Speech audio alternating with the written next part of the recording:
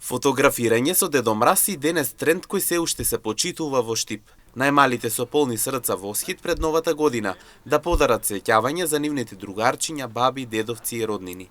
Родителите, како и секоја година, едногласни дека и оваа нивните деца ќе ги фотографираат, знаејќи дека тоа ги прави најсреќни. Секоја година, да. Децата радуват ли се? Секако. Да, обавезно. Секако. Секоја година. Па, претпоставам дека пред нова годишна кој може да се дозволи. Како и за се друго, ќе се дозволи за тоа. Да ги почаста децата со една слика со Дедо Мраз, пакетче нешто.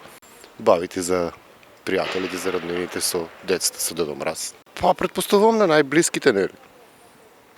Како честитка, да, со Дедо Мраз и спомен. Покрај помладите и повозрастните велат дека од нивните најмили ќе очекуваат слики со кои ќе го збогатуваат домашниот амбиент. Мајка и татко и ќе сликат.